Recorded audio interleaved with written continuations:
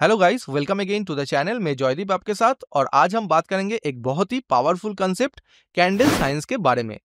अगर आप ट्रेडिंग करते हो तो आपने कैंडलस्टिक पैटर्न के बारे में जरूर सुना होगा, लेकिन कैंडल साइंस एक स्टेप आगे है। ये आपको प्राइस एक्शन को और भी गहराई से समझने में हेल्प करता है। इस वीडियो में हम मेनली कैंडल साइंस कवर करेंगे, इसके साथ पीडीआरएस, रेस्पेक्टिंग और डिसरेस्पेक्टिंग कैंडल्स और इंपॉर्टेंट रिजेक्शन पैटर्न्स जैसे कि 1 कैंडल रिजेक्शन और 2 कैंडल रिजेक्शन। ये सब कॉन्सेप्ट्स आपके ट्रेडिंग को नेक्स्ट लेवल पे ले जाने वाला है। तो चलिए शुरू करते हैं और एंड तक जरूर देखिए। ट्रस्ट मी, ये वीडियो आपके मार्केट को देखने का नजरिया बदल के रख देगा। तो बेसिकली कैंडल साइंस क्या है? ये कैंडलस्टिक पैटर्न का एक एडवांस्ड वर्जन है जो पीडी अरेस के अराउंड प्राइस का बिहेवियर को स्टडी करता है। अभी पीडी अरेस वो जोन्स है जहां से प्राइस रिएक्ट करता है या फिर रिवर्स करता है, just like support and resistance. लेकिन इनमें कुछ स्पेसिफिक प्रॉपर्टीज होते हैं जो हमें मार्केट का इंटेंशन बताता है। कैंडल साइज में हम देखते हैं कि प्राइस इन पीडी अरेस को कैसे ट्रीट करता है, रेस्पेक्ट करता है या डिसरेस्पेक्ट करता है। इससे हमें पता चलता है कि मार्केट बुलिश है या बियरिश, एंड हम अपने ट्रेड्स को उसके अकॉर्डिंग प्लान कर सकते हैं। ये कंसेप्ट फॉरेक्स और इंडियन मार्केट दोनों के लिए ही काम करता है, एंड आज हम इसके की कंपोनेंट्स को एक्सप्लोर करेंगे। तो सबसे पहले जानते हैं पीडीआरएस के बारे में। तो बेसिकली पीडीआरएस मतलब जैसे कि मैंने कहा, just like support and resistance. यहाँ पे हम मेनली 2 काइंड ऑफ पीडीआरए की बात करेंगे। एक है आपका फेयर वैल्यू गैप एंड दूसरा है स्विंग पॉइंट्स। स्विंग पॉइंट्स मतलब स्विंग हाई या स्विंग लो, या फिर कोई भी हायर टाइम फ्रेम कैंडल का हाई या लो को भी हम एज ए पीडीआरए कंसिडर करते हैं। तो अल्टीमेटली जैसे कि यहाँ पे आप देख सकते हो, अगर ये जो फेयर वैल्यू गैप हमारे सामने दिख रहा है, ऑब्वियसली यहाँ से हम एक बुलिश रिएक्शन एक्सपेक्ट कर रहे हैं। मतलब इसको हम as a discount array treat करेंगे, जस्ट लाइक अ सपोर्ट। अगर करेंट मार्केट प्राइस के डाउन साइड कोई भी फेयर वैल्यू गैप या स्विंग लो प्रेजेंट है तो उसको हम as a discount array consider करते हैं। ऑन द अदर साइड, अगर करेंट मार्केट प्राइस के अपर साइड पे कोई भी फेयर वैल्यू गैप या स्विंग हाई अवेलेबल हो जहां से हम एक्सपेक्ट कर रहे हैं कि एक बियरिश मोमेंटम आ सकता है, तो उसको हम एज ए प्रीमियम एरे की तरह ट्रीट करेंगे। अभी ये हमारा एक्सपेक्टेशन है, लेकिन अल्टीमेटली प्राइस इस लेवल को रेस्पेक्ट करेगा कि डिसरेस्पेक्ट करेगा, इसी के लिए हमने कैंडल साइंस को एक्सप्लोर किया है, जो कि हम आगे बात करेंगे। तो जैसे कि मैंने कहा कि फेयर वैल्यू गैप के अलावा भी हमारे पास एक पीडीआरए होता है, वो है swing low and swing high. मतलब यहाँ पे क्लियरली स्विंग लो या स्विंग हाई 3 कैंडल पैटर्न है, जहां पे जो मिड कैंडल है उसका लो लोअर होना चाहिए स्विंग लो के केस में, एंड स्विंग हाई के केस में इसका जो हाई है लेफ्ट एंड राइट साइड के कैंडल से हाई होना चाहिए। तो ये भी हमारे पास एक पीडी अरे है जहां से हम एक बुलिश रिएक्शन एक्सपेक्ट कर रहे हैं। तो इसको हम एज ए डिस्काउंट अरे कंसीडर करते हैं, क्योंकि ये करंट मार्केट प्राइस के डाउन साइड अवेलेबल है, एंड जो भी करंट मार्केट प्राइस के अपसाइड पे अवेलेबल है उसको हम एज ए प्रीमियम अरे ट्रीट करते हैं, एंड यहां से हम एक डाउन साइड रिएक्शन एक्सपेक्ट कर सकते हैं। तो अल्टीमेटली पीडी अरे मतलब प्रीमियम एंड डिस्काउंट अरे, जो कि एक सपोर्ट एंड रेजिस्टेंस की तरह काम करता है। अभी बात आता है कि वो जो लेवल्स है वो लेवल्स प्राइस रेस्पेक्ट करेगा कि डिसरेस्पेक्ट करेगा। मतलब अगर प्राइस इस लेवल को रेस्पेक्ट करता है मतलब प्राइस अपना डायरेक्शन को अपसाइड पे कंटिन्यू करेगा, लेकिन इस लेवल को अगर प्राइस डिसरेस्पेक्ट कर देता है मतलब प्राइस इसके नीचे मतलब ऑपोजिट डायरेक्शन में मूव कर जाएगा। अभी बात करते हैं रेस्पेक्टिंग कैंडल की। जैसे कि आपको पता है कि फेयर वैल्यू गैप एक 3 कैंडल पैटर्न है, जहां पे first, second and third candle के through fair value gap create होता है। ये फेयर वैल्यू गैप क्रिएट होने के बाद जो फर्स्ट कैंडल आपको दिख रहा है ये रिजेक्ट होते हुए दिख रहा है, मतलब फेयर वैल्यू गैप से रिजेक्ट होते हुए दिख रहा है। इसी को हम रेस्पेक्ट करना बोलते हैं। यहाँ पे भी जो fair value gap down side create हुआ है, जो नेक्स्ट कैंडल है that is the very first candle, वो ये फेयर वैल्यू गैप पे आके है जस्ट रिजेक्ट कर रहा है। मतलब ये एक ऐसा इंडिकेशन है कि प्राइस अपना डायरेक्शन जो है वो कंटिन्यू कर सकता है। इसको हमने डिस्काउंट अरे इसीलिए कंसीडर किया है क्योंकि पहले price first down side move किया है देन अपसाइड मूव कर रहा है। मतलब करंट मार्केट प्राइस से डाउन साइड था जो हमारा फेयर वैल्यू गैप था, तो इसीलिए इसको डिस्काउंट अरे। On the other side current market price से अपसाइड होने की वजह से इसको हम एज ए प्रीमियम अरे ट्रीट कर रहे हैं। After the fair value gap जो फर्स्ट कैंडल है वो हमें क्लियरली दिख रहा है कि प्राइस इसको रिजेक्ट कर रहा है, मतलब रेस्पेक्ट कर रहा है। तो अल्टीमेटली ऐसे केसेस में प्राइस अपना डायरेक्शन जो है वो कंटिन्यू करता है। यहाँ पे अगर प्राइस जो फर्स्ट कैंडल है रिजेक्ट कर रहा है तो यहाँ से हम एक बुलिश मोमेंटम एक्सपेक्ट कर सकते हैं, and on the other side यहाँ से हम एक बेयरिश मोमेंटम एक्सपेक्ट कर सकते हैं।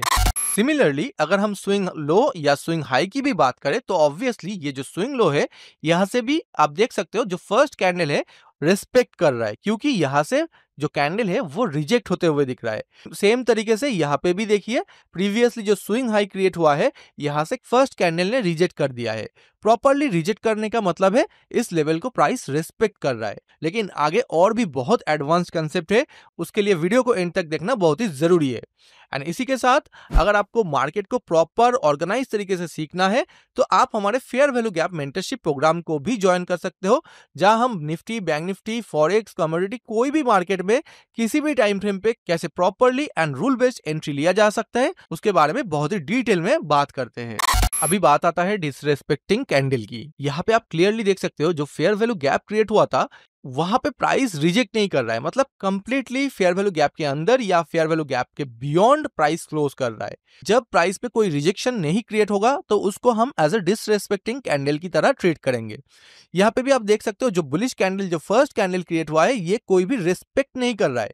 तो ऑब्वियसली ये याद रखना है आपको, आपका जो ट्रेड आइडिया है, मतलब ये जो फेयर वैल्यू गैप क्रिएट हुआ था ये बुलिश फेयर वैल्यू गैप था, तो ऑब्वियसली आपका ट्रेड आइडिया जो है वो यहां से बुलिश होना चाहिए था।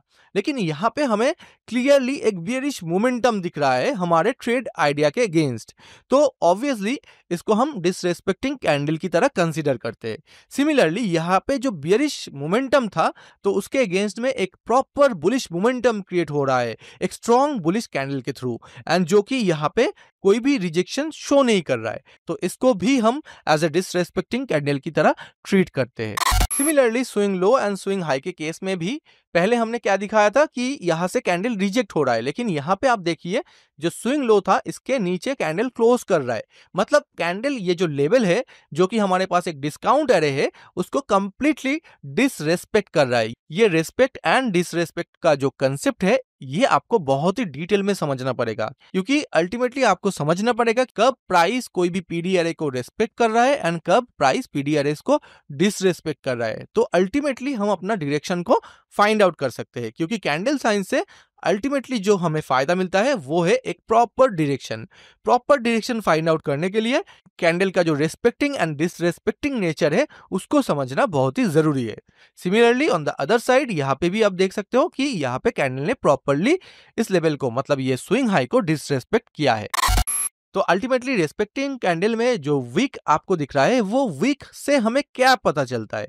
अल्टीमेटली यहाँ पे जो फेयर वैल्यू गैप क्रिएट हुआ है एंड फेयर वैल्यू गैप पे आने के बाद ही जो फर्स्ट कैंडल है, क्योंकि देखिए ये first, second and third candle से फेयर वैल्यू गैप क्रिएट हुआ है, उसके बाद जो फर्स्ट कैंडल है वहीं से हमें रिजेक्शन दिख रहा है। ये जो रिजेक्शन है इसकी को अगर हम लोअर टाइम फ्रेम पे देखें तो अल्टीमेटली आपको शार्प टर्न दिखेगा। शार्प टर्न का मतलब क्या है, एक मैनिपुलेटेड फेयर वैल्यू गैप के साथ price higher time frame PD array के अंदर इन होता है, देन एक रियल फेयर वैल्यू गैप के साथ प्राइस आउट होता है, मतलब रिजेक्ट करता है। ये जो लेवल है यहां से ये जो वीक क्रिएट हुआ है सेम लेवल पे लोअर टाइम फ्रेम पे कुछ ऐसा सिनेरियो आपको दिखेगा कि एक बियरिश फेयर वैल्यू गैप को डिसरेस्पेक्ट करते हुए एक bullish fair value gap create हुआ है, एंड ऑब्वियसली ये जो मोमेंटम आया है ये मोमेंटम एक higher time frame fair value gap से आया है। तो यहां से आप बहुत ही ज्यादा कंफर्म हो सकते हो ये वीक का मतलब सिंपली एक शार्प टर्न है, शार्प रिजेक्शन है, लोअर टाइम फ्रेम पे फेयर वैल्यू गैप्स क्रिएट हो रहा है। तो सिंपली ऐसे आप समझ सकते हो। On the other side disrespecting candle का मतलब आप देखिए जब ये जो कैंडल है रेड कैंडल ये फेयर वैल्यू गैप के अंदर क्लोज कर रहा है तो आपको क्लियरली लोअर टाइम फ्रेम पे एक बियरिश ऑर्डर फ्लो क्रिएट होते हुए दिखेगा, जिसका मतलब है एक हाई, एक लो एंड बीच में एक फेयर वैल्यू गैप, जो कि प्रीवियस कोई स्विंग लो का ब्रेक ऑफ स्ट्रक्चर करने के बाद क्रिएट हुआ है। मतलब आप देखिए ये हमारे पास प्रीवियसली एक स्ट्रक्चर था, एक स्विंग लो था, इसको ब्रेक करते हुए जब प्राइस ने एक फेयर वैल्यू गैप के साथ ब्रेक किया, ये हाई से ये लो तक जो लेग हमारे पास है उसी को हम ऑर्डर फ्लो या ऑर्डर फ्लो लेग कहते हैं। तो अल्टीमेटली यहाँ पे हमारे पास बियरिश ऑर्डर फ्लो क्रिएट हुआ है। तो ये जो बियरिश ऑर्डर फ्लो है वो obviously against the trade idea है, क्योंकि यहाँ पे हायर टाइम फ्रेम पे आप देखिए हायर टाइम फ्रेम पे हम बुलिश ट्रेड आइडिया होल्ड कर रहे हैं, मतलब यहां से हम एक बुलिश मोमेंटम एक्सपेक्ट कर रहे हैं, लेकिन लोअर टाइम फ्रेम पे उसी के अगेंस्ट एक बियरिश ऑर्डर फ्लो क्रिएट हो रहा है, मतलब एक बियरिश मोमेंटम क्रिएट हो रहा है अगेंस्ट आवर ट्रेड आइडिया। तो higher time frame and lower time frame यहाँ पे अलाइन नहीं हो रहा है, तो इसलिए यहां से हम एक्सपेक्ट कर सकते हैं कि प्राइस इस पीडी एरे को रिस्पेक्ट ना करते हुए और भी डाउनसाइड मूव करेगा। अभी हम बात करेंगे कैंडल रिजेक्शन थ्योरी के ऊपर। क्लियरली आपको याद रखना है कि प्राइस अगर अपना डायरेक्शन कंटिन्यू करता है तो प्राइस के पास दो अपॉर्चुनिटी है, मतलब दो मौका है प्राइस के पास। जैसे कि यहाँ पे फेयर वैल्यू गैप क्रिएट हुआ है, प्राइस अपसाइड मूवमेंट कर रहा है, एंड हम क्या देख पा रहे हैं कि फर्स्ट कैंडल ने रिजेक्ट किया है। तो ये जो फर्स्ट कैंडल रिजेक्शन शो कर रहा है, मतलब यहां से हमें प्राइस का जो इंटेंशन है या डायरेक्शन है वो समझ में आ रहा है। तो अल्टीमेटली हम नेक्स्ट कैंडल प्रेडिक्ट कर सकते हैं कि नेक्स्ट कैंडल कुछ ऐसा क्रिएट होगा। अभी ये जो नेक्स्ट कैंडल है ये हायर टाइम फ्रेम पे है, इसी को लोअर टाइम फ्रेम पे जाके आप एंट्री भी ले सकते हो, एंड उसके बारे में हम ऑब्वियसली आगे बात करेंगे कि कैसे लोअर टाइम फ्रेम एंट्री लिया जा सकता है। फिलहाल के लिए अगर फर्स्ट कैंडल रिजेक्ट नहीं करता है, प्रॉपरली रेस्पेक्ट नहीं करता है, देन हमें क्या करना है, देन हमें वेट करना है सेकेंड कैंडल के लिए। अल्टीमेटली अगर फर्स्ट कैंडल रिजेक्ट नहीं करता है तो मार्केट सेकेंड कैंडल के थ्रू रिजेक्ट करके एक एक्सपेंशन कैंडल क्रिएट करता है या एक रिजेक्शन कैंडल क्रिएट करता है, एंड यहां से हम अल्टीमेटली सेम तरीके से नेक्स्ट कैंडल को प्रेडिक्ट कर सकते हैं। तो इसी को हम बोलते हैं वन कैंडल रिजेक्शन। अगर फर्स्ट कैंडल ने रिजेक्ट किया तो बहुत अच्छी बात है, अगर नहीं किया तो second candle must reject after sweeping the first candles low. First candle के लो को स्वीप करने के बाद सेकेंड कैंडल रिजेक्शन शो करना चाहिए, तो ही हमारे पास एक क्लियर डायरेक्शन रहेगा, अदरवाइज मार्केट आपको कंसोलिडेट करते हुए दिखेगा। अगर सेकेंड कैंडल ने भी रिजेक्ट नहीं किया एंड इसके नीचे क्लोज कर गया तो ऑब्वियसली प्राइस अपना डायरेक्शन को चेंज करके डाउन साइड मूव करने लगेगा, एंड फिर से अगर थर्ड कैंडल ने भी एक विक क्रिएट करते हुए जो लास्ट कैंडल का लो है उसको स्वीप करता है तो भी हमारे पास एक कंसोलिडेशन क्रिएट होगा। तो अल्टीमेटली याद रखना है कि प्राइस के पास दो अपॉर्चुनिटी है, या फिर फर्स्ट कैंडल रिजेक्ट करता है या फिर फर्स्ट कैंडल का लो को स्वीप करते हुए सेकेंड कैंडल रिजेक्ट करता है। लेकिन अगर ये बियरिश मार्केट होता यानी कि बियरिश फेयर वैल्यू गैप होता, ऑब्वियसली इसका ऑपोजिट होता, मतलब लो के जगह हाई स्वीप करते हुए डाउन साइड मूव करता। तो अल्टीमेटली नेक्स्ट कैंडल हम ऐसे प्रेडिक्ट कर सकते हैं। फिर से एक बार रिपीट कर देता हूं आप लोगों के लिए, फर्स्ट कैंडल अगर रिजेक्ट करता है तो नेक्स्ट कैंडल एक्सपेंशन कैंडल हम एक्सपेक्ट कर सकते हैं, एंड अगर फर्स्ट कैंडल रिजेक्शन शो नहीं करता है तो इसका लो स्वीप करते हुए सेकेंड कैंडल को रिजेक्शन शो करना है। इसके थ्रू हम इसके नेक्स्ट कैंडल को प्रेडिक्ट कर सकते हैं, एंड इसी में लोअर टाइम फ्रेम पे जाके एंट्री भी ले सकते हैं। तो चलिए इसको और भी डिटेल में समझते हैं। अभी हम जानते हैं कि swing low and swing high is also a PD array, मतलब यहाँ से भी हम प्राइस रिवर्सल एक्सपेक्ट कर सकते हैं। तो ये जो लो क्रिएट हुआ है इसी लो से फर्स्ट कैंडल ने ही एक रिजेक्शन शो किया है, मतलब प्राइस अपना इंटेंशन जो है वो बुलिश क्रिएट कर रहा है। अभी यहाँ पे भी देख सकते हो जो स्विंग हाई प्राइस ने क्रिएट किया था वहां पे प्राइस ने जब अप्रोच किया है तो फर्स्ट कैंडल ने कोई भी रिजेक्शन शो नहीं किया है। उसके बाद जो नेक्स्ट कैंडल है वो फर्स्ट कैंडल के हाई को स्वीप करते हुए रिजेक्शन डाउनसाइड क्रिएट कर रहा है, मतलब प्राइस अपना बियरिश इंटेंशन शो कर रहा है, एंड ये फर्स्ट कैंडल ने रिजेक्ट नहीं किया तो प्राइस के पास एज वी डिस्कस्ड के दो अपॉर्चुनिटी होता है। अगर फर्स्ट कैंडल रिजेक्ट नहीं करता है तो सेकेंड कैंडल रिजेक्ट करना चाहिए to show the real intention to go down side. तो ऑब्वियसली यहाँ पे जब फर्स्ट कैंडल ने रिजेक्ट नहीं किया है तो सेकेंड कैंडल ने रिजेक्ट किया है, तो इसीलिए इसको हम टू कैंडल रिजेक्शन बोलते हैं। अभी एक बात और है कि वन कैंडल जो रिजेक्शन है वहां पे ऐसा कोई नेसेसिटी नहीं है कि ऑलवेज हैमर टाइप का कैंडल या स्मॉल बॉडी कैंडल बने। ये जो कैंडल है ये एक स्ट्रॉन्ग एक्सपेंशन बुलिश कैंडल है। जो हमारा हायर टाइम फ्रेम का फेयर वैल्यू गैप है यानी कि पीडी एरे है, वहां से ये जो बुलिश कैंडल है वो भी रिजेक्शन शो कर रहा है, चाहे वो फुल बॉडी कैंडल हो या स्मॉल बॉडी कैंडल। आपको लोअर टाइम फ्रेम पर upper side bullish fair value gap create होते हुए दिख जाएगा। उसके बाद कुछ और भी एग्जाम्पल हम देख सकते हैं। इसको आप टू कैंडल रिजेक्शन समझ सकते हो, लेकिन ये अल्टीमेटली वन कैंडल रिजेक्शन ही है, क्योंकि ये जो कैंडल है इसने अभी तक फेयर वैल्यू गैप तक अप्रोच नहीं किया है। तो जो first candle fair value gap तक अप्रोच किया है उसी ने रिजेक्ट किया है। पीडी एरे से रिजेक्ट होने के बाद फर्स्ट कैंडल ही रिजेक्ट कर रहा है, इसको हम वन कैंडल रिजेक्शन बोलेंगे। अगर इस कैंडल का वीक फेयर वैल्यू गैप तक अप्रोच कर जाता, देन अगर ये कैंडल प्रीवियस कैंडल को स्वीप करता, देन जाके उसको हम टू कैंडल रिजेक्शन मान सकते हैं। उसके बाद यहाँ पे भी आप देख सकते हो ये जो फेयर वैल्यू गैप क्रिएट हुआ है, यहाँ से ही हमें अल्टीमेटली एक फुल बॉडी कैंडल रिजेक्ट करते हुए दिख गया। तो ये वन कैंडल रिजेक्शन कहलाता है। एंड उसके बाद प्राइस आप देख सकते हो कितना ज्यादा बुलिश मोमेंटम क्रिएट किया है। अभी आपको एंट्री कहाँ पे लेना है? ऑब्वियसली ये जो कैंडल है, इस कैंडल के बाद आप नेक्स्ट कैंडल को प्रेडिक्ट कर सकते हो कि next candle up to the draw on liquidity, मतलब जो हमारा डायरेक्शन है, जो कि हमें दिख रहा है एक प्रीवियस मेजर स्विंग हाई है, तो वो ड्रॉ ऑन लिक्विडिटी तक बहुत ही इजीली मूव कर जाएगा, बहुत ही फास्ट मोमेंटम के साथ। तो इस कैंडल के अंदर अगर हम लोअर टाइम फ्रेम पे ट्रेड ले तो कुछ ऐसा दिखेगा। ये जो वर्टिकल लाइन मैंने ड्रॉ किया है वो वही हायर टाइम फ्रेम कैंडल का ब्रेकडाउन है। तो वहां पे आप क्लियरली एक ऑर्डर फ्लो देख सकते हो एंड एक फेयर वैल्यू गैप भी देख सकते हो लोअर टाइम फ्रेम पर। तो अल्टीमेटली लोअर टाइम फ्रेम पर एंट्री लेके 2RR या 3RR इजीली टारगेट कर सकते थे। एंड आप देख सकते हो प्राइस ने फास्ट मोमेंटम के साथ ड्रॉ ऑन लिक्विडिटी को हिट कर दिया है। उसके बाद प्राइस नीचे आया है, लेकिन उससे पहले ही हमारा टारगेट जो है वो अचीव हो जाता। उसके बाद एक और एग्जांपल देखिए, यहाँ पे भी हमें रिजेक्शन दिख रहा है, लेकिन यहाँ पे हम कंप्लीटली कन्विंस्ड नहीं हो सकते, क्योंकि यहाँ पे जो रिजेक्शन है वो फेयर वैल्यू गैप में प्राइस एंटर करने के बाद काफी ज्यादा प्राइस डाउनसाइड मूवमेंट किया है। तो प्राइस को अपने आप को प्रूव करने के लिए फेयर वैल्यू गैप के बाहर यानी कि अपर साइड पे भी एक डिसेंट मूव करना चाहिए। जो नेक्स्ट कैंडल है, इस कैंडल के थ्रू हम कंफर्म हो सकते हैं कि हाँ, यहाँ से अभी प्राइस बुलिश मोमेंटम शो करेगा एंड हमारा जो फाइनल टारगेट होगा वो यहाँ पे ड्रॉ ऑन लिक्विडिटी तक होगा। एंड यहाँ पे भी एक ऑर्डर फ्लो क्रिएट करते हुए आपको दिख रहा है। अगर हम 1 आवर पे देखें तो अल्टीमेटली हम देख सकते हैं जो हायर टाइम फ्रेम वाला ऑर्डर फ्लो हमने मार्क किया था, वहां से रिएक्ट करते हुए प्राइस ने और एक new order flow lower time frame पे क्रिएट किया। ये जो हाई ब्रेक हो रहा है इसी को हम ऑर्डर फ्लो बोलते हैं। एंड उसके बाद जाके प्राइस ने एक फेयर वैल्यू गैप के साथ भी उस ऑर्डर फ्लो को ओवरलैप किया एंड वहां से ही हम अपना lower time frame entry easily ले सकते थे। इसके बाद आप अगर टू कैंडल रिजेक्शन को थोड़ा सा और भी डिटेल में समझना चाहोगे तो यहाँ पे भी दो सिचुएशन हो सकता है। जो रिजेक्शन है, फर्स्ट कैंडल ने यहाँ पे रिजेक्ट नहीं किया, यहाँ पे भी फर्स्ट कैंडल ने रिजेक्ट नहीं किया।